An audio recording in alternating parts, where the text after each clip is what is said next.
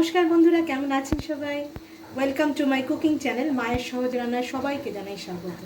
আজকে আমি একটা মাছের রেসিপি করে দেখাবো। অনেক সময় ফ্রিজে এই মাছগুলো থেকে যায় যেগুলো কেউ খেতে চায় না, আমারও থেকে গেছে, কেউ খেতে চায় না। এটাকে আমি সেদ্ধ করে আজকে একটা পুরি করব, মানে ফিশ পুরি, ফিশের পুর দিয়ে একটা পুরি করব। তার জন্য আমাকে এই মাছ দুটো সেদ্ধ করে নিতে হবে। এটা বেশি সেদ্ধ করতে হবে না, আমি একদম কিন্তু সেদ্ধ করে গলিয়ে দেবো না, একটু আধ সেদ্ধ থাকবে। আমি তার জন্য একটা বাটিতেই করে নিচ্ছি। এখানে আমি একটু জল দিয়ে দেবো। জলটা যদি থাকে বেশি থাকবে, স্টক হিসেবে আপনারা ব্যবহার করতে পারেন। এমন জল দেবেন যাতে মাছ দুটো ডুবে যায় আর কি। একটু নুন তো অবশ্যই দিতে হবে, কারণ মাছে নুনটা ঢোকা দরকার, যদিও এটা পরে আমি ভাজবো। আর দেবো 1 চামচের মতো ভিনিগার। আমার মাছের কোয়ান্টিটি অনুযায়ী আমি ভিনিগারটা দিলাম, আপনারা বাড়াতেও পারেন। চাইলে ভিনিগারের বদলে আপনারা কিন্তু লেবু রসও দিতে পারেন। এটার জন্য আর কিছু লাগবে না। এইটা দিয়ে আমি মাছটাকে একটুখানি কালারটা ফেড হয়ে যাবে এরমভাবে সেদ্ধ করব, তারপর আমি আপনাদের দেখাচ্ছি। জলটা দেখুন, যেই টকবক করে ফুটবে আপনারা কিন্তু বন্ধ করে দেবেন গ্যাসটা, নাহলে ওভারকুক হয়ে যাবে, কারণ এটা আমাদের আবার পরে ভাজতে হবে। এটা একটু ঠান্ডা হয়ে গেলে আমি তুলে নিয়ে কাঁটা বেছে নেব। দেখুন, আমি মাছটাকে ছাড়িয়ে নিয়েছি, এর মধ্যে কিন্তু একটাও কাটা ছিল না। অনেকে ভাবে যে এই ঘাড়ের দিকের মাছগুলোতে ভীষণ কাটা থাকে।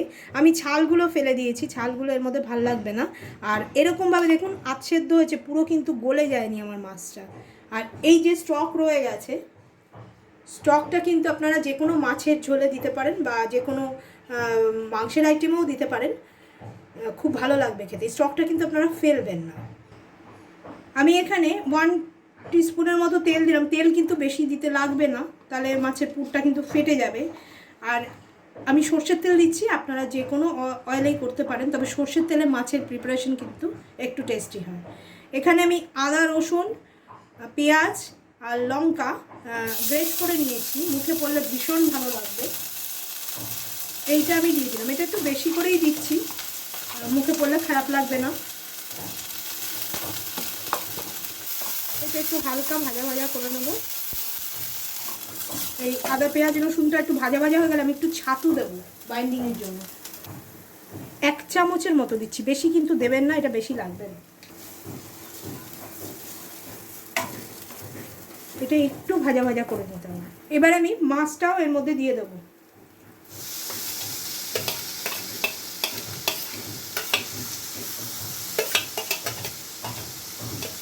মাছের মধ্যে আমি নুন দিয়েছিলাম সেদ্ধর সময়, তবে স্টকটা তো বেরিয়ে গেছে, বেশি নুন থাকবে না। তবে নুনটা একটু কমের দিকেই দেবেন, আমি আমার কোয়ান্টিটি অনুযায়ী দিচ্ছি। আপনারা চাইলে কিন্তু এই ছাতুটাও একটু বেশি করে দিতে পারেন। এটা জাস্ট বাইন্ডিংয়ের জন্য, যাতে বাইন্ডিংটা ভালো হয়। আমি অল্প নুন দিয়ে দিচ্ছি। চাট মশলাও আমি একটু দেব, অল্প দেব হলুদ। আমি এখানে শুকনো লঙ্কার গুঁড়ো দিচ্ছি। যারা চাইবেন না শুকনো লঙ্কা খেতে, তারা কিন্তু আপনারা কাঁচা লঙ্কা একটু বেটেও দিতে পারেন, কারণ গোটা দিলে হয়তো ফেটে যেতে পারে পুরটা। ওই জন্য আমি গুঁড়োটা দিলাম, আপনারা বাটাটা দেবেন। দেখুন, হলুদ আর লঙ্কা দিয়ে ভালো করে ভেজে নিয়েছি। আমি কত কম তেল দিয়েছি, আস্তে আস্তে কিন্তু তেলটা একটু ভেসে উঠছে। আমি কিন্তু একটু বন্ধ করে করে করছি, কারণ গ্যাসটাকে, কারণ কড়াইটা পুড়ে যাচ্ছে। এটা তো একদমই তেল কমে করতে হয়। এইবারে আমি অন্যান্য মশলাগুলো দিয়ে দেব। আমি সামান্য চাট মশলা দিচ্ছি। টক হওয়ার জন্য আমি একটু আমচুর পাউডার দিচ্ছি, আপনারা কমও দিতে পারেন, আমি 1 চামচের মতো দিলাম। আমচুর পাউডারটা দিলে দেখবেন টেস্টটা একদম অন্যরকম হয়ে যাবে, মাছের গন্ধটাও চলে যাবে আর একটু টক টক ভাব থাকবে, দারুণ লাগবে। আমার কিন্তু পুরটা হয়ে গেছে, এর থেকে বেশি শুকনো করবেন না। এটা কিন্তু একদম ঠান্ডা করে তারপরে করতে হবে, নাহলে পুরিটা ফেটে যাবে। আমি এবার গ্যাসটাকে অফ করে একটু গরম মশলা গুঁড়ো দিয়ে দেবো, ব্যাস আমার পুর রেডি হয়ে গেছে।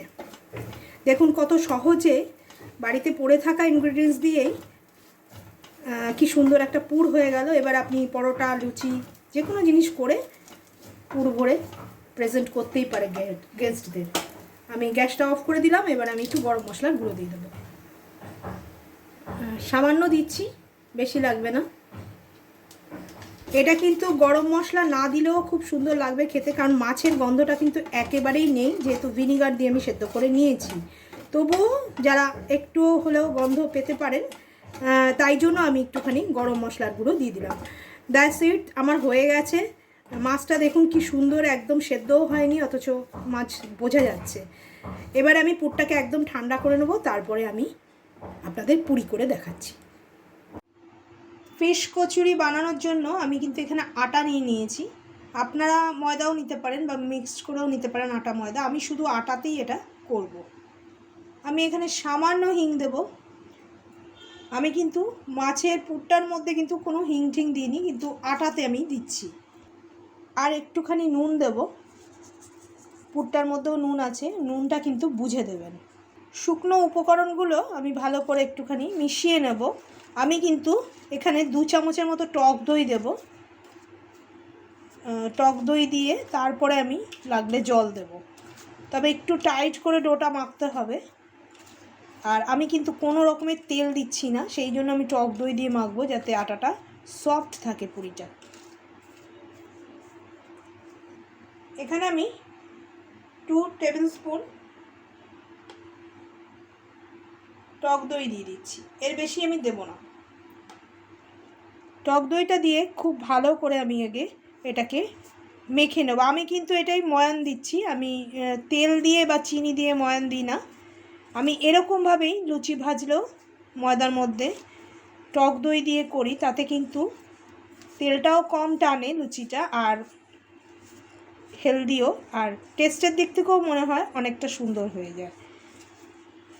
এটাকে ভালো করে আমি ঝুরঝুরে করে মেখে নেব। দেখুন আটাটা কিন্তু ঝুরঝুরে হয়ে গেছে, এই যে এইরকম ঝুরঝুরে হয়ে যাবে। এটা কিন্তু তেল আর চিনি দিয়ে যেরকমভাবে আমরা ময়ান দিই অতটা হবে না, কিন্তু তা না হলেও এটা কিন্তু স্বাস্থ্যের পক্ষেও খুব ভালো। তেলটাকে যতটা পারি আমি অ্যাভয়েড করার চেষ্টা করি। এবারে আমি আস্তে আস্তে জল দিয়ে একটা শক্ত ডো করে নেব, তবে জলের পরিমাণটা কিন্তু আপনারা বুঝে করবেন, কারণ এটা কিন্তু টক দই দেওয়া আছে। দেখুন আমি একটা শক্ত ডো করে নিয়েছি, এটা আমি আধ ঘন্টা রেস্টে রাখবো, তখন দেখবেন কিন্তু অনেকটা নরম হয়ে গেছে। ওই জন্য আমি জলের পরিমাণটা ভীষণ কম দিয়েছি, কারণ টক দই থাকলে কিন্তু আটাটা একটুখানি নরম ক্যাতক্যাতে হয়ে যায়, তখন কিন্তু আবার পুর ভরে ভাজাটা খুব ডিফিকাল্ট হয়ে যাবে। ওই জন্য আমি এরকম শক্ত একটা ডো বানিয়েছি। এইটাকে এবার আমি আধ ঘন্টার মতো রেস্টে রেখে দেবো, তারপরে আমি আপনাদের পুরিটা লেচি কেটে দেখাচ্ছি, পুর ভরে পুরিটাকে ভাজবো সেটাও দেখাবো। এখানে আমি এটাকে আধ ঘন্টা রেস্টে রেখে দেবো ঢেকে, তারপরে আমি এসে আপনাদের দেখাচ্ছি। আধ ঘন্টা হয়ে গেছে, এবারে আমি তুলে আবার একটুখানি মেখে নেব। দেখুন আটাটা কতটা নরম হয়ে গেছে, আগে কত শক্ত ছিল। আর একবার একটু ভালো করে ঠেসে নিই। আমি এরকম ছোট ছোট করে লেচি করে নেব। পুরি তো বেশি বড় বড় হয় না, যেহেতু এর মধ্যে পুর দেবো।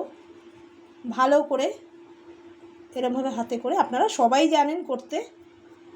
এইবারে দেখুন আমি কিন্তু এক ফোঁটাও তেল দিইনি, তেল ছাড়াই করছি, অথচ কত সফট হয়েছে। আপনাদের আমি দুটো করে দেখাচ্ছি।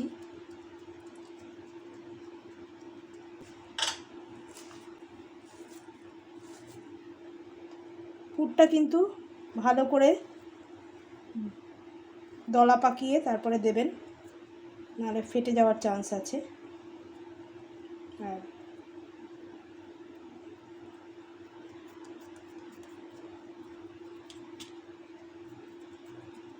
এরমভাবে আমি দুটো করে আপনাদের আমি দেখিয়ে নিচ্ছি।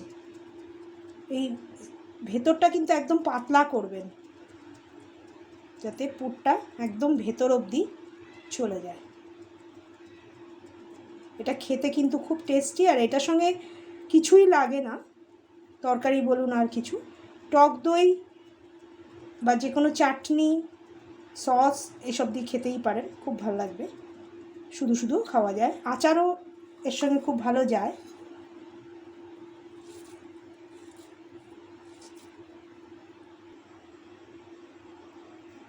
পুরটাকে খুব ভালো করে টাইট করে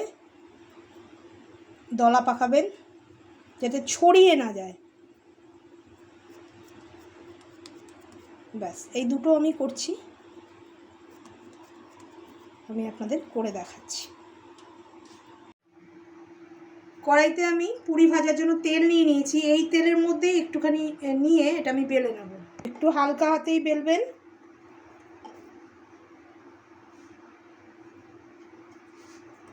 আপনারা যারা তেল দিয়ে বেলতে পারেন না তারা অবশ্যই আটা দিয়েই বেলতে পারেন। দেখুন পুরটা কিন্তু পুরোটা ঢুকেছে। বেশি বড় করার দরকার নেই, মোটা মোটা ছোট ছোট করবেন।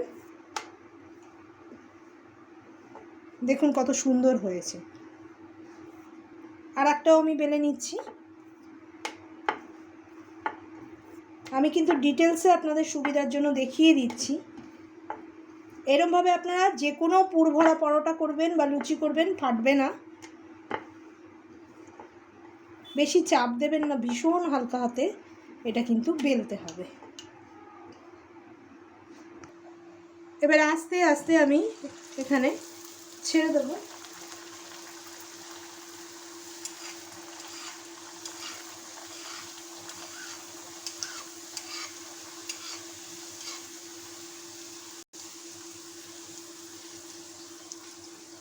এটা একটা আমিষ আইটেম, আপনারা এর সঙ্গে কিন্তু যে কোনো আইটেম দিয়ে খেতে পারেন। এটা আবার শুধু শুধুও খেতে পারেন, যেহেতু হিং দেওয়া রয়েছে। যাদের অ্যাসিডিটি বা হজমের সমস্যা আছে তাদের কিন্তু হজম হয়ে যাবে ভালো। দেখুন কত সুন্দর হয়েছে, একটুও ফাটেনি। আর একটাও আমি দিয়ে দিলাম। আমি কিন্তু মিডিয়াম হাই ফ্লেমে ভাজছি, খুব একটা হাই ফ্লেমে দিইনি, কারণ তাহলে পুড়ে যাবে। আটাটা তো কাঁচা রয়েছে, পুরটা আমাদের রেডি রয়েছে। কে বলবে এটা আটা দিয়ে তৈরি? দেখুন কত সুন্দর হচ্ছে, আর ফুলছেও কি সুন্দর। দেখুন আর এত নরম হবে, আপনারা নিজেরাই বুঝতে পারবেন যেটা ময়াম না দিলেও এত সুন্দর হয় খেতে। আপনারা বাড়িতে অবশ্যই করবেন। ভিডিওটাকে লাইক করবেন, ভালো লাগলে সাবস্ক্রাইব করবেন, শেয়ার করে দেবেন বন্ধু বান্ধবের সঙ্গে। আমাদের একটা ফেসবুক পেজ আছে, সেখানেও কিন্তু আমরা রান্নাগুলো দিতে থাকছি, সেখানে গিয়েও আপনারা আমাদের ফলো করতে পারেন। গরম ফিশ কচুরি দেখুন একদম তৈরি হয়ে গেছে। আমরা তো আচার দিয়ে খাবো, তাই আচার নিয়েছি। আপনারা এটা সস, শেজওয়ান চাটনি, টক দই সব কিছু দিয়ে খেতে পারবেন। আর আমরা তো আটা দিয়ে করেছি, আপনারা চাইলে ময়দা দিয়ে যেমন করেন ওরকম করতে পারবেন। সুন্দর একটা ননভেজ রেসিপি আমরা করে দেখিয়ে দিলাম আপনাদের। আপনাদের মনে হয় সবার খুব ভালো লাগবে। ভিডিওটা ভালো লাগলে বেশি বেশি করে কমেন্ট করে কিন্তু আমাদের জানাবেন। ভিডিওটা ভালো লাগলে বেশি বেশি করে লাইক করবেন, বন্ধু বান্ধব আর রিলেটিভসদের সাথে বেশি বেশি করে শেয়ার করবেন। আর যারা এখন আমাদের চ্যানেলটাকে সাবস্ক্রাইব করেননি তারা সাবস্ক্রাইব করে অল বাটনটি প্রেস করে দেবেন, এমনি ঘরোয়া আর রোজকার রান্নার নোটিফিকেশান পাওয়ার জন্য। আর আমাদের একটা ফেসবুক পেজ আছে মায়ের সহজ রান্না বলে, ওটাকে যারা এখনও ফলো করেননি ওটাকে ফলো করে দেবেন। ওখানেও আমরা এরকম ধরনের রান্নার নোটিফিকেশান দিতে থাকি। ধন্যবাদ।